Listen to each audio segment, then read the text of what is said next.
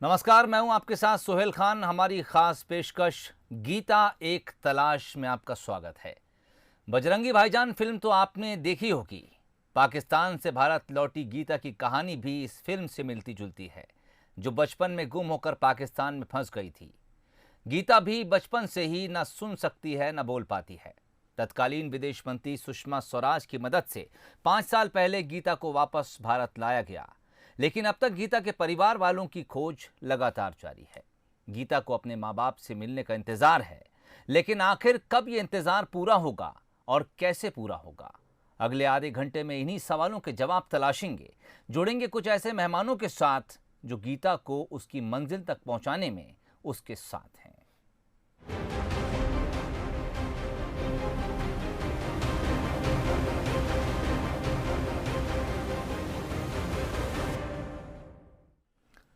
तत्कालीन विदेश मंत्री सुषमा स्वराज की कोशिशों की वजह से अक्टूबर 2015 को लाहौर में मिली गीता स्वदेश लौटी, जिसके बाद से लगातार गीता के परिजन को ढूंढा जा रहा है।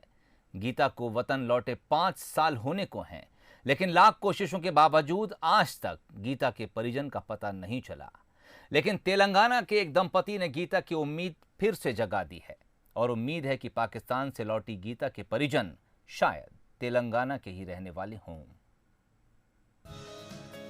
एक नदी, उसके किनारे बना देवी का बड़ा सा मंदिर और रेलिंग वाला पुल, ये गीता के बचपन की वो याद है जिसके सहारे वो 20 साल पहले बिछड़े अपने घर वालों को तलाश कर रही है। 2015 में पाकिस्तान से भारत लौटी गीता के माता पिता की खोज लगातार जारी है। गीता बचपन से ही सुन और बोल नहीं पाती। अब तक कई परिवार गीता को अपनी खोई हुई बेटी बताते हुए दावा कर चुके हैं, लेकिन गीता के माता पिता मिल नहीं पाए। परिवार को खोजने इंदौर की एक सामाजिक संस्था कुछ दिनों पहले गीता को महाराष्ट्र और तेलंगाना लेकर गई थी। अब तेलंगाना के एक परिवार ने दावा किया है कि गीता उनकी बेटी है। वो उससे मिलने शुक्रवार को इंदौर पहुंचे। तो हमारा भैया ने उसको देख के फ़ोन किया, नहीं नहीं हमारा बेटी है, तो कैसे भी हम कांटेक्ट करेंगे। तो हमने ऑनलाइन में सर्च करके एनजीओ का मतलब मैडम का हम कॉल किया और कॉल करने के बाद तो वहीं से हम लोग इधर आया। तो उसके बाद हम एक कलेक्टर को एक डीएनए टेस्ट करवाने के लिए हमको एक लेटर भी लिख के दिया था उधर पेद्दापल्ली जिला कलेक्टर को भी। तेलंगाना के जिस परिवार ने गीता को अपनी बेटी बताया है, उससे गीता ने वीडियो कॉल पर बात भी की। परिवार ने बताया कि उनके गांव में रेलवे स्टेशन नहीं है। हाँ, गांव से कुछ दूर पर जरूर रेलवे स्टेशन है, लेकिन गीता ने हमेशा यही बताया है कि जब वो छोटी थी तो उसका घर मेन रोड पर था और सामने ही रेलवे स्टेशन था। आज तेलंगाना से एक फैमिली आई है और उन्होंने गीता से मुलाकात करी। हालांकि गीता अभी उनको पहचान नहीं पा रही है, बट वो लोग जो रिजेम्बलेंस बता रहे हैं उससे तो लगता है कि हो सकता है गीता इनकी बच्ची हो। और एक अभी और फिर से इनसे डिटेल में बात की जाएगी। और इसके अलावा 2 और फैमिली है जिन्होंने हमसे संपर्क करा है, उनसे भी हम लोग बोल रहे हैं कि अगर आप भी चाहते हैं तो आके मुलाकात कीजिए। देखिए, ये आवेदन दे सकते प्रशासन को। साथ में हमारा ये कहना रहेगा कि अभी 2 और लोग हैं जो जिनसे हमको लग रहा है। तो वीडियो कॉल पे जब इनसे बात कर रही थी तब इसने मना कर दिया था गीता को, लेकिन चूंकि ये लोग माँ की ममता होती है, पिता का प्यार होता है, तो हमने कहा आप मिल लीजिए आकर, क्योंकि संतुष्टि पिता को या माँ को मिलने के बाद ही होती है। तो उन्होंने बताया कि इसकी माँ की डेथ हो गई और इसका इनफैक्ट ये भी कहना है कि इसको माँ से बहुत ज़्यादा लगाव था पिता के कंपैरिजन में। तो ये भी एक बात है। बाकी अभी गीता मतलब अभी 2 और लोग जुड़ जाएं, फिर हम एक फाइनल रिपोर्ट हम गवर्नमेंट को सबमिट करेंगे डीएनए कराने के हिसाब से। इस मामले ने काफ़ी प्रगति ली है। बहुत सारे लोगों ने इसमें दावा किए हैं। उस क्षेत्र के लोगों ने जो भी स्वाभाविक जो आदतें हैं, जो बहुत सारी जानकारियाँ हैं, उसके आधार पे इस तरह की बातें की हैं। तो निश्चित तौर पे हम इसको लेके सकारात्मक हैं कि आने वाले दिनों में लगभग 15-20 सालों से बिछड़ी हुई एक बेटी को उसके माँ बाप तक पहुँचाने में हम लोग कामयाब होंगे। गीता साल 2000 के आसपास गलती से समझौता एक्सप्रेस पर चढ़कर पाकिस्तान पहुंच गई थी। साल 2015 में पूर्व विदेश मंत्री सुषमा स्वराज उन्हें वापस भारत ले आई। इसके बाद से अब तक गीता अपने माँ बाप की तलाश में है, लेकिन अब तक उन्हें ये पता नहीं चल पाया है कि वो किस गांव, किस जिले या किस प्रदेश से निकलकर पाकिस्तान पहुंच गई थी। हालांकि तेलंगाना के जिस परिवार ने बचपन की जो फोटो दी है उसमें गीता का चेहरा मिल रहा है और डीएनए टेस्ट के बाद ये साफ हो पाएगा कि गीता के परिवार की तलाश पूरी हो पाई या नहीं। Bureau report, Bansal news. एक रेलवे स्टेशन था, एक मंदिर था, एक नदी थी और एक अस्पताल था। ये वो धुंधली सी यादें हैं जो गीता के जहन में हैं और इन्हीं यादों के सहारे वो अपने उन माता पिता को ढूंढ रही है जिनसे 20 साल पहले वो बिछड़ गई थी। लेकिन ये तलाश कब पूरी होगी शायद ये कोई नहीं जानता, लेकिन गीता के भीतर इस तलाश को लेकर जो तड़प है उसे समझना जरूरी है। Doctor Ravi Atrauliya retired DSP हैं, इंदौर से इस वक्त हमारे साथ जुड़ रहे हैं। डॉक्टर रवि साहब, स्वागत है आपका बंसल न्यूज में। और इस वक्त एक खास मेहमान और हमारे साथ जुड़े हैं, ज्ञानेंद्र पुरोहित जी हैं, समाज सेवी हैं, इंदौर से इस वक्त हमारे साथ जुड़े हैं। ज्ञानेंद्र साहब, स्वागत है।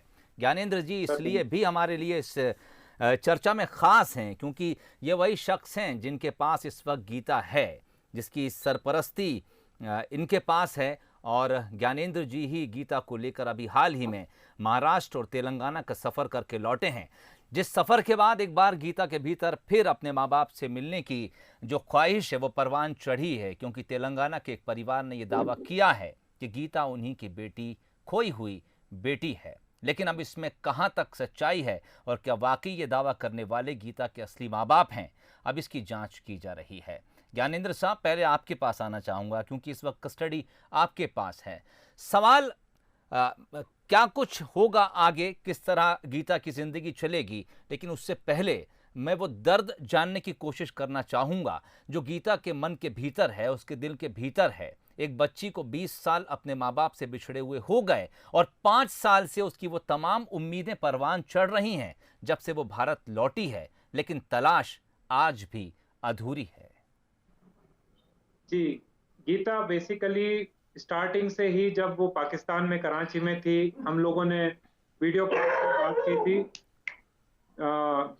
से बात की थी।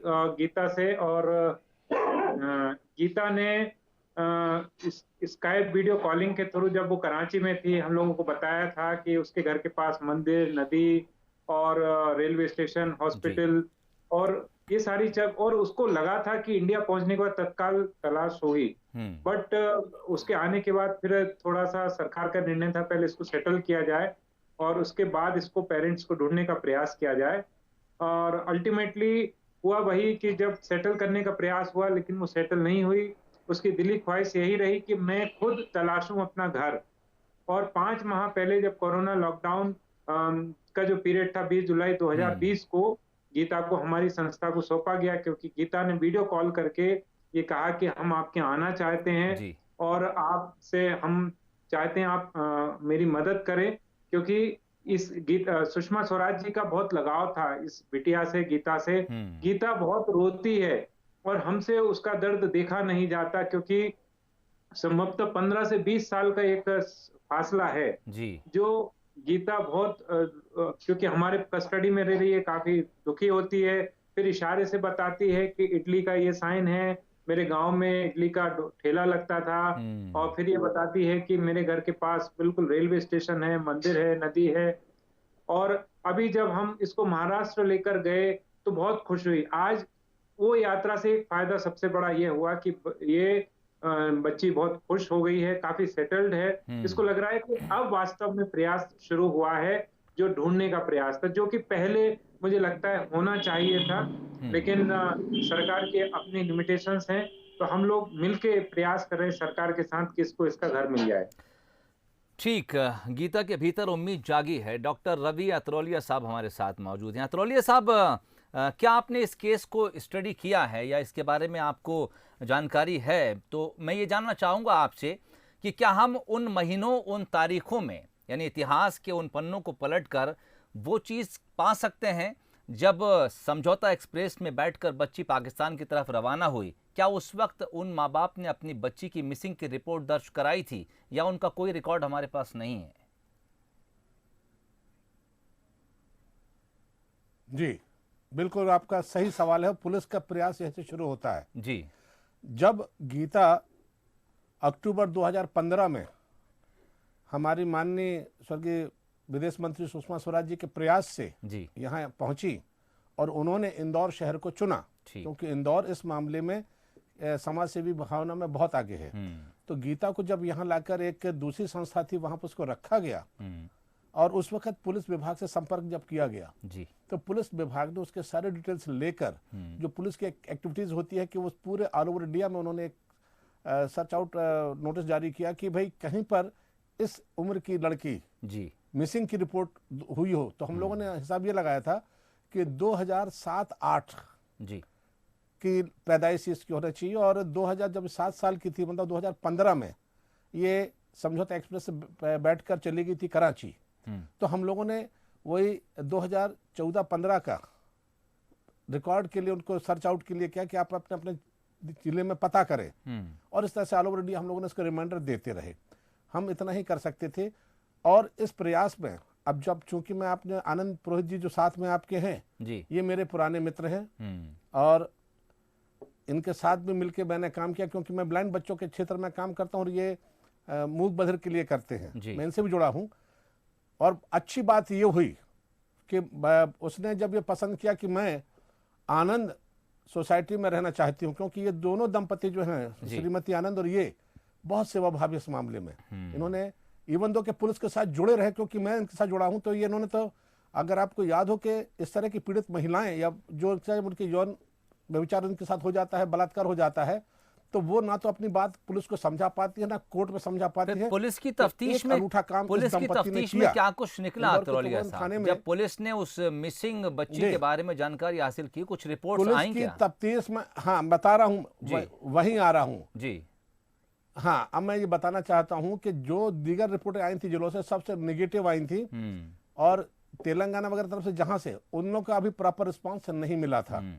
अब यहां पर चूंकि अब आनंद जी ने जिस ढंग से महाराष्ट्र और तेलंगाना की बात की ढूंढ कर निकाला है इस चीज को, तो अब जरूर पुलिस यहां से, मैं चूंकि अब तो रिटायर हूं, लेकिन डीआईजी जो यहाँ पे चारी साहब हैं मेरे बहुत अच्छे परिचित हैं, तो उनसे मैं अभी स्टूडियो से निकलने के बाद ही उनसे ये कहने वाला हूं कि तेलंगाना के जो प्रदेश में जो डीजीपी हैं या जो प्रदेश जो वहां का बता रही बच्ची, आनंद जी से बात और करूंगा और इस बात के लिए ये मान के चलिए कि रवि अतरौलिया और इंदौर पुलिस आनंद पुरोहित के साथ उस क्षेत्र में निश्चित तलाश करवाएगी और अगर आवश्यकता पड़ी तो मैं खुद भी वहां तक जाऊंगा, क्यों कि हम एक बच्ची को उनके माँ बाप से मिलाने जा रहे हैं। ठीक, हालांकि ये थोड़ा सा टास्क नहीं, ये बिल्कुल ऐसा है जैसे कि हम कहना चाहिए कि भूसे के ढेर में सुई ढूंढ रहे हो हम, तो हमें ये करना पड़ेगा और ये कंफर्म होगा डीएनए से। लोगों ने भावनात्मक रूप से, काफी लोगों ने इंदौर पुलिस को भी कांटेक्ट किया था कि साहब मैं आपके पास आता हूं, दरअसल डीएनए को लेकर दिक्कत ये है कि दावेदार बहुत हैं। अभी जिस परिवार ने दावा ठोका है उनका नंबर 25वां है और इससे पहले 24 लोग जो दावा कर चुके हैं वो डीएनए टेस्ट में फेल हो गए हैं और हमारी लिमिटेशन ये है कि हम हर एक के पास जाकर उसका डीएनए कर भी नहीं सकते। जो लोग दावा करेंगे सिर्फ उन्हीं का डीएनए कर सकते हैं। ज्ञानेंद्र साहब, आपके पास आना चाहूंगा। गीता चूंकि मूक बधिर है, मैं उसके जज्बात को समझने की कोशिश आपके जरिए करना चाहूंगा। क्या एक नॉर्मल बच्चा होता तो शायद अपनी स्थिति बेहतर ढंग से एक्सप्रेस कर पाता, या आपको लगता है कि गीता उन तमाम चीज़ों को लेकर सक्षम है और वो तमाम चीज़ें आपको बेहतर तरीके से साइन लैंग्वेज में ही बताती है? यानी एक नॉर्मल और गीता में इस तरह का कोई अंतर नहीं है, इसको लेकर आपको कोई दिक्कत नहीं आती क्या? सर, गीता का जो मैटर है, चूंकि ये बच्ची मूक बधिर है, ये इसके कारण ही गुमी है, ये बिल्कुल सही बात है जी। हमारे भारतवर्ष में जब गीता का प्रयास शुरू हुआ, हम लोगों ने जब से ये पाकिस्तान से आई तब से हमने एक फेसबुक, सोशल मीडिया पे एक फेसबुक पेज बनाया हुआ है। लगातार हम लोग सर्च कर रहे थे तो पता चलता है कि गीता एकमात्र मूक बधिर लड़की नहीं है जो इस देश में गुमी है। गीता जैसी कई मूक बधिर लड़कियां गुम जाती हैं और उसका कारण ये होता है कि वो बता नहीं पाती, पढ़ी लिखी नहीं होती हैं, इशारों में समझाते हैं और लोगों के पास इतना समय नहीं होता कि वो इसकी पूरी लैंग्वेज को समझें। तो जो मैंने एक मैकेनिज्म निकाला कि गीता जैसा, मैं एक थोड़ा सा छोटा सा वाक्य जिक्र करना चाहूंगा कि वर्ष 2006-7 में एक मूक बधिर बच्ची नेपाल बॉर्डर की भटकते हुए इंदौर पुलिस को मिली थी और 15-20 दिन के अथक प्रयासों के बाद उस बच्ची को हम घर पहुंचाकर आए थे और बड़ा एक बहुत खुशी हुई थी। उसके बाद मैंने रिसर्च किया तो पता चला कि ऐसे कई मूक बधिर बच्चियां हैं जो जैसे सिस्टम में मिलती हैं तो वो ये सोचते कि बच्ची बोल नहीं पा रही है तो ठीक है इसको किसी अनाथालय में रख दिया जाए। लेकिन वो बच्ची जो अनाथालय में मूक बधिर सारे नहीं हो, सारे बच्चे नॉर्मल होते हैं, वो बच्चे फिर कुंठा में रहते हैं और ऐसे बच्चों के साथ कई हादसे होने की संभावनाएं रहती हैं। तो ये एक बात ये भी समझ में आई कि इतने जो माता पिता अब दावा कर रहे हैं, बेसिकली मीडिया को मैं धन्यवाद देता हूं कि मीडिया के कारण इस तरह का ये गीता से संबंधित मामला उठता है। जैसे बंसल न्यूज लगातार जिस तरह से इस पूरे गीता वाले मामले को उठाता रहा है, मैं उनके प्रति शुक्रगुजार हूं कि इसी कारण से लोगों में अवेयरनेस आ रही है। शायद तेलंगाना से जो 3 दावे और आए हैं, जैसे एक दावा ये आया है तो ये इसी कारण से क्योंकि मीडिया की ताकत ने इस मुद्दे को बनाया और ये जितने भी पालक या जितने भी पेरेंट्स सामने आ रहे हैं उन सबके मूक बधिर बच्चे गुमे थे और उनको पहले परवाह शायद नहीं थी। अभी देवास में बताना चाहूंगा कि अभी हम लोगों ने एक बहुत बड़ा एक आश्रम था जिसमें मूक बधिर और मंदबुद्धि बच्चों के साथ कुछ गलत हो रहा था। जिला प्रशासन देवास के साथ मिलकर रेस्क्यू करवाया तो वहां पर पता चला कि एक मूक बधिर बच्ची जो प्रेग्नेंट हो गई, जिसको बच्चा हो गया, उनके पेरेंट्स को जब बुलाया गया, हम लोगों ने काउंसलिंग की तो उन्होंने कहा साहब हम इस लड़की को बाबा जी के पास रख गए थे, अब इसको क्या गलत हो गया, बच्चा हो गया वो तो ठीक है, लेकिन वो रखना ही नहीं चाहते। अब एक नई चीज, ये भी एक नई दिशा है कि इस देश में कई माता पिता मूक बधिर बच्चों को बोझ समझते हैं और इन बच्चों से दूर होना चाहते हैं, उनको कहीं बाबा जी के पास या इधर उधर कहीं ठिकाने लगाना चाहते हैं। गीता के संबंध में भी हमको कुछ ऐसी संभावनाएं लगती हैं कि शायद या तो इसके मदर फादर इस दुनिया में नहीं रहे या मदर फादर की कोई सेकंड थर्ड मैरिज हो गई इसलिए वो दूर हो गए। क्योंकि अभी एक और महाराष्ट्र के दंपति ने दावा किया था, गीता को लेके हम वहां पर उस स्थान पर गए और पूरा नासिक के पास में गांव था येवला करके, फिर वहां भी दिखाया, लेकिन गीता ने इकलेरा गांव था। ठीक ज्ञानेंद्र साहब, आपने कुछ बड़ी महत्वपूर्ण बातें कही हैं और उनमें से बड़ी कुछ गंभीर बातें भी हैं, जैसे कि इस तरह के बच्चे जैसे कि गीता है, अब माँ बाप बोझ समझते हैं और कई बार इस तरह या तो बच्चे मिसिंग हो जाते हैं तो माँ बाप ये सोचते हैं कि चलो हमारा पीछा छूटा, या फिर अगर कई बार ये भी हुआ जैसा आपने कहा कि बाबाओं के पास छोड़ दिया या फिर कहीं जानबूझकर भी इस तरह के बच्चों को छोड़ दिया जाता है। डॉक्टर रवि साहब, आपके पास आना चाहूँगा, क्या पुलिस के पास कोई ऐसा मैकेनिज्म कि जब उन्हें इस तरह के बच्चे मिलते हैं जो मान लीजिए मूक बधिर हैं और ज्ञानेंद्र जी कह रहे थे कि भाषा समझ नहीं पाते, तो अंत में ये सोचा जाता है कि चलिए किसी बाल आश्रम में भेज देते हैं और इतिश्री कर लेते हैं।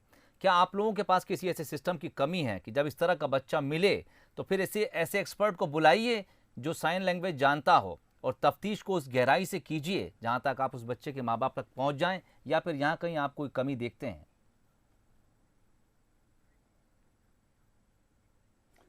सुहेल साहब, बहुत प्यारी बात कही आपने।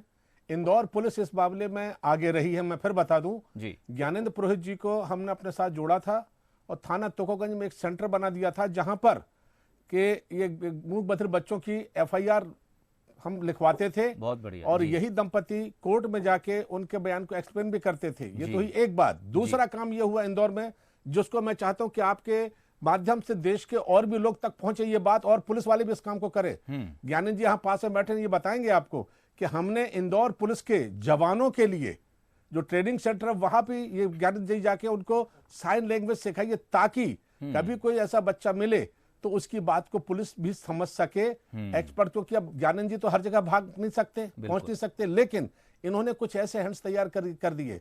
तो मैं तो ये चाहता हूं कि इंदौर पुलिस ने सिस्टम को तो अडॉप्ट कर लिया जी।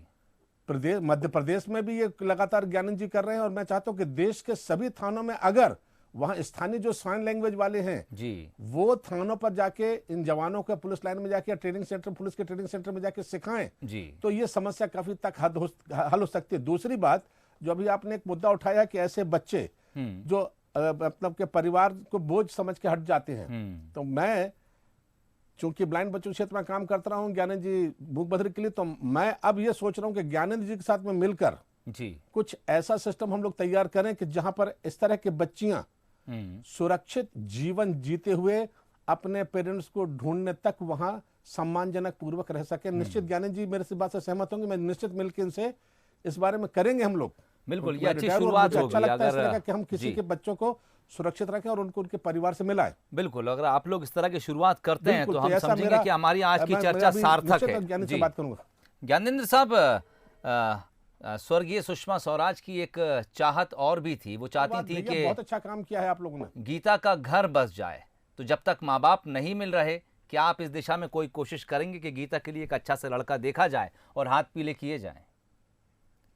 सर, सुषमा स्वराज जी के कहने के आधार भाई पर ये हम हो लोगों ने सकता है, ज्ञानंद जी भी करेंगे।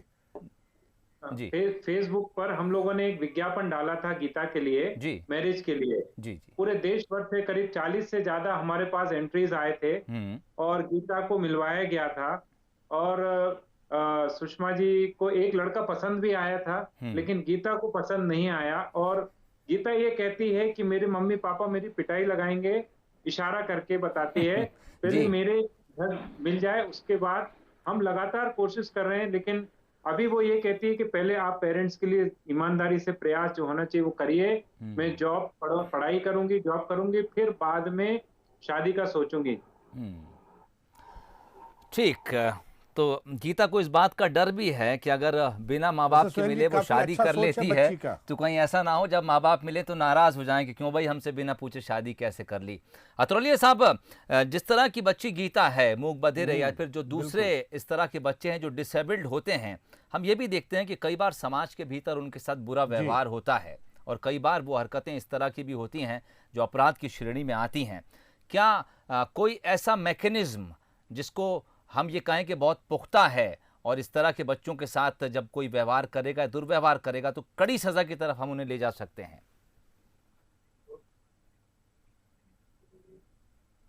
बिल्कुल सरकार, ये बता दूं कि डिसेबल बच्चे, दिव्यांग बच्चे हैं, चाहे ब्लाइंड हो चाहे मूक बधिर हो, ये फैक्ट है कि परिवार पे बोझ होते, परिवार वाले उतना ध्यान नहीं देते और इनके साथ अक्सर जातियां हो जाती हैं। अतरौलिया साहब, गंभीर बात यह भी है कि दरअसल जिन पॉक्सो शेल्टर एक्ट वगैरह जो होम्स आया में है, इनको रखा जाता है, कई बार वहीं से ऐसी खबरें निकल कर आती हैं कि वो शेल्टर होम चलाने वाले ही भक्षक बन जाते हैं। यस जी भाई, इनके लिए जो अनुदान आता है उस अनुदान का वो 75% खुद खा जाते हैं, 15% इनके वेलफेयर पे खर्च करते हैं। तो कैसे तकलीफ होगी? तो मैं यही तो कह रहा हूं कि इनके लिए अगर इनके साथ कोई अनाचार होता है तो ये तय है कि अब तो मौजूदा पास्को एक्ट भी है जी, जिसमें अच्छी खासी सजा दे सकते हैं और मैं तो व्यक्तिगत रूप से भी सजा देता रहता हूं। ठीक ठीक। ज्ञानेंद्र साहब, मेरे पास समय कम है, 30 सेकंड। आपका इस सपना भी हम जल्दी पूरा करेंगे। चलिए, बहुत शुक्रिया इस वादे के लिए। ज्ञानेंद्र साहब, 30 सेकंड है, ये तलाश कब तक जारी रहेगी? गीता को लेकर हम 27 तारीख को फिर जा रहे हैं। महाराष्ट्र में 3 स्थान पता लगे हैं, वहाँ की लोकल लोगों के स्थानीय प्रशासन से मदद लेकर जी, और साथ में मराठवाड़ा से जो तेलंगाना क्षेत्र लगा हुआ है वहाँ के एक स्वयंसेवी संस्था से भी हमने बात की है, क्योंकि बार बार यहाँ से लेके जाना पॉसिबल नहीं होगा। तो वहाँ हम इसको रखकर कैंपिंग करके रिहेबिलिटेट करने का प्रयास करेंगे, साथ में पेरेंट्स को तलाशने का प्रयास जारी रहेगा। चलिए, तो उम्मीद है कि हमें वो जगह मिलेगी जहां एक स्टेशन था, एक अस्पताल था, एक मंदिर था और एक नदी थी और गीता का खूबसूरत घर था। इस उम्मीद के साथ कि ज्ञानेंद्र पुरोहित जी का प्रयास सफल रहेगा, इस समाज में जितने लोग इस वक्त गीता के साथ खड़े हैं उनका प्रयास सफल रहेगा और गीता अपने उन खोए हुए माँ बाप के पास पहुंचकर एक बार फिर से मुस्कुराएगी। इस चर्चा को मैं खत्म करूंगा। डॉक्टर रवि अतरौलिया साहब, आपका बहुत बहुत शुक्रिया हमसे जुड़ने के लिए। ज्ञानेंद्र पुरोहित साहब, आपको भविष्य के लिए शुभकामनाएं और इस चर्चा में शामिल होने के लिए शुक्रिया। इजाज़त दीजिए, नमस्कार।